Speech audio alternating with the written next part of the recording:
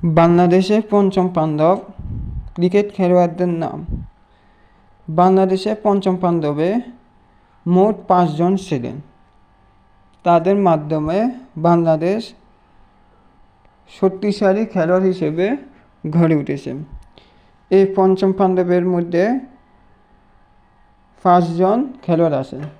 নামগুলো শোনার আগে চ্যানেলটি সাবস্ক্রাইব করে পাশে থাকুন এবং বাংলাদেশের বিভিন্ন স্কোয়াড জানতে আমার চ্যানেলটি ভিজিট করুন। এখন বলবো পঞ্চম পাণ্ডব খেলোয়াড়দের নাম। Number 1 Tamim Iqbal, opening batsman. Number 2 Shakib Al Hasan, bowling allrounder. Number 3 Mahmudullah Riyad, middle of batsman. Number 4 Mushfiqur Rahim, keeper and batsman.